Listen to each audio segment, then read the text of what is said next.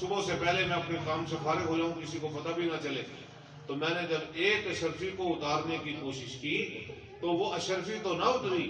لیکن میرے ہاتھ میں جو جلن اور آگ لگی ہے اس کا میں نے بہت علاج کرا لیا، اور میں آپ کے پاس آ گیا ہوں کہ اس آگ اور جلن کی وجہ سے میری 2 انگلیاں آج تک متاثر ہیں۔ میں اس لیے آپ کے پاس آیا ہوں۔ حضرت شاہ صاحب رحمۃ اللہ علیہ نے فرمایا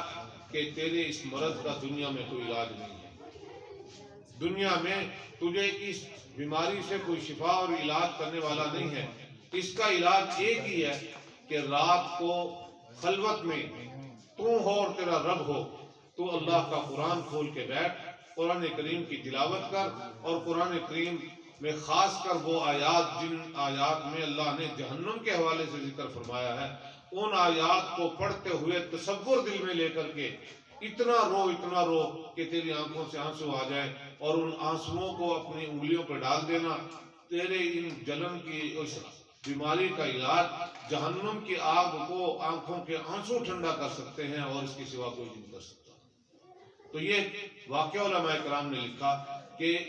انسان اللہ کے حضور جب نادم ہوتا ہے، پریشان ہوتا ہے، اور وہ نادم ہو کر اپنے رب کی بارگاہ میں دامن پھیلاتا ہے اور اپنے گناہوں کا اعتراف کرتا ہے، اللہ کی ذات کو اس پہ رحم آ جاتا ہے کہ بندہ تو میرا ہے، میں نے اگر اس کو اپنے در سے دھتکار دیا تو کس در پہ جائے گا۔ فرمایا کہ رمضان اور قرآن، یہ 2 چیزیں اللہ نے اس امت پر ایسا انعام فرمایا ہے کہ یہ 2 چیزیں انسان کے لیے مغفرت کا ذریعہ اور باعث بنتی ہیں۔ اور حضور اقدس صلی اللہ علیہ وسلم نے رمضان المبارک کے متعلق خود ارشاد فرمایا کہ رمضان المبارک کا ایک روزہ اتنا قیمتی ہے کہ اگر کوئی شخص رمضان المبارک کا ایک روزہ بغیر کسی شرعی عذر کے چھوڑ دے تو وہ اگر ساری زندگی بھی روزے رکھتا رہے تو رمضان کے ایک روزے کے اجر و ثواب کو نہیں پا سکتا۔ میری ماؤں، بہنوں، بیٹیوں، آپ اپنے گھروں میں اس چیز کا اہتمام فرمائیں۔ اللہ کی ذات نے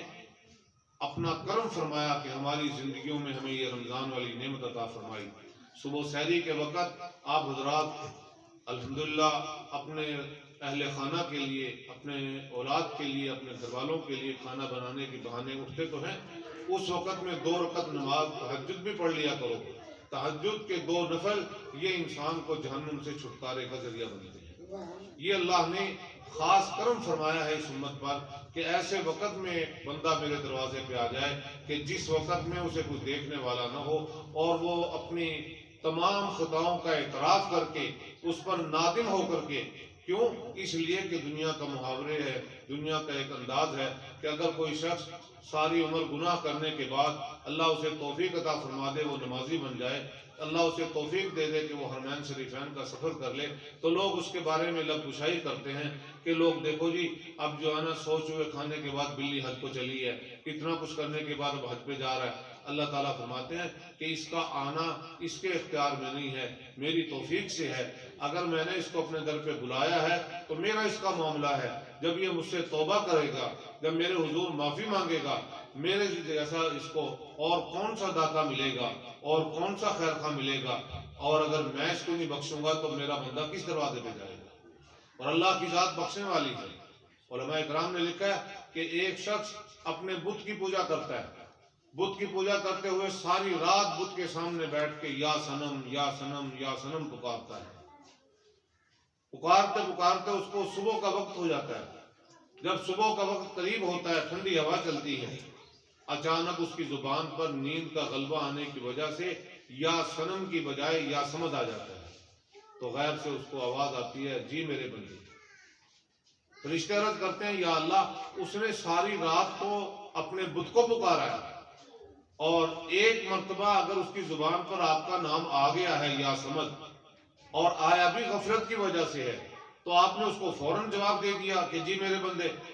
اللہ پاک نے ارشاد فرمایا، فرشتوں تمہیں معلوم نہیں کہ ساری رات صنم کو پکارے، صنم بھی جواب نہ دے، اور ایک مرتبہ مجھ سمد کو پکارے، میں بھی جواب نہ دوں، تو پھر صنم اور سمد میں فرق کیا رہا؟ میری ذات تو کریم ذات ہے، میں نے پیدا کیا ہے۔ اگر ماں باپ اپنی اولاد پر کسی قسم کی پریشانی نہیں برداشت کر سکتے، کسی قسم کا دکھ برداشت نہیں کر سکتے، اولاد پر بیماری آنے کی وجہ سے ماں باپ کی نیند اچاٹ ہو جاتی ہے، ماں باپ کا راحت و آرام اچاٹ ہو جاتا ہے، تو وہ رب جس نے انسان کو خود اپنے ہاتھوں سے بنایا، وہ رب کیسے برداشت کرے گا؟ وہ رب کیسے گوارا کرے گا کہ میرا بندہ کسی وجہ سے جہنم کا ایندھن بنے، جہنم میں جا کر کے پریشان ہو؟ کیوں؟ اس لیے کہ اللہ پاک نے بندے کو اس کی قدر و قیمت منزلت بتلاتے ہوئے ارشاد فرمایا کہ والتین والزیتون وطور سینین وہذا البلد الامین، 4 قسمیں کھانے کے بعد اللہ کی ذات نے اپنے بندے کو سمجھایا لقد خلقنا الانسان فی احسن تقویم، اے میرے بندے میں نے تجھے ساری مخلوق سے افضل پیدا کیا، سب سے اعلیٰ بنایا تجھے۔ اللہ کی ذات نے 4 قسمیں کھائی ہیں۔ آپ اگر کسی کو کوئی بات کریں اور وہ آپ کی بات نہ مانے، آپ ایک قسم کھاتے ہیں کہ مجھے فلاں کی قسم، مجھے اللہ کی قسم، وہ پھر بھی نہ مانے تو آپ کہتے ہیں بڑا ظالم آدمی ہے، بڑا بدبخت آدمی ہے کہ اس نے میری قسم کا بھی لحاظ نہیں کیا۔ اور اللہ پاک قرآن کریم میں اپنے بندے کو سمجھانے کے لیے 4 قسمیں کھا رہے ہیں کہ میرے بندے تم چونکہ قسم کا عادی بن گیا ہے، تیرے ہاں قسم ایک محاورے کے طور پہ آ گئی ہے، میں اپنے کلام میں اس کا ذکر کر کے تجھے 4 قسمیں کھا کے کہہ رہا ہوں کہ میں نے تجھے سب سے افضل پیدا کیا، سب سے اچھا میں نے تمہیں بنایا، اور میں تمہیں اچھا ہی دیکھنا چاہتا ہوں۔ اور اس کو دیکھنے کے لیے یہ ہے کہ اللہ کے دی ہوئی زندگی والی نعمت میں انسان اپنے اعمال کو صحیح کرے، اپنی وضاقتہ کو صحیح کرے، اپنا اٹھنا بیٹھنا صحیح کرے۔ لوگ اولاد کو دیکھ کر ان کے ماں باپ کو پہچان لیتے ہیں، ماں باپ کو دیکھ کے اولاد کو پہچان لیتے ہیں، اسی طریقے پر امتی کو دیکھ کر اللہ کے پیارے نبی کی پہچان ہوتی ہے، نبی پاک صلی اللہ علیہ وسلم کی شان ذہن میں آتی ہے کہ یہ جس کا امتی ہے وہ نبی کتنی شان والا ہوگا۔ اور اگر امتی کی شکل و صورت بگڑی ہوئی ہو، امتی کی وضاقتہ بدلی ہوئی ہو، تو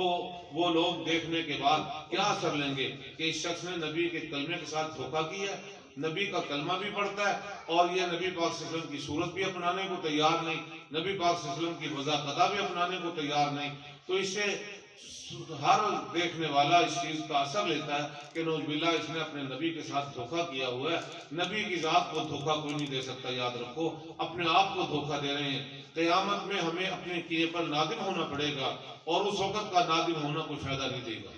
اس لیے معزز خواتین و مسورات، اللہ تعالیٰ نے یہ موقع فراہم فرمایا، یہ توفیق عطا فرمائی اللہ نے ہمیں کہ ہم دین کی بات کہنے سننے کے لیے جمع ہوئے۔ محترم ماسٹر صاحب نے اہتمام فرمایا، ان کے فرزند نے اہتمام فرمایا، اور محترم ماسٹر صاحب کی اہلیہ صاحبہ جن کا کبھی حال ہی میں آپریشن ہوا، الحمدللہ روبہ صحت ہیں، آپ کے ساتھ تشریف فرما ہے، دعا فرمائے اللہ تعالیٰ ان کی عمر میں خیر و برکت عطا فرمائے، ماسٹر صاحب کا سایہ ہمارے سروں پہ قادر اللہ پاک قائم و دائم فرمائے، تاکہ ہم اس قسم کی روحانی محافل میں آپس میں ایک دوسرے کی بات کہہ سن سکے۔ اللہ تعالیٰ مجھے آپ کو عمل کی توفیق عطا فرمائے۔ آخر دعوانا الحمدللہ۔ انشاءاللہ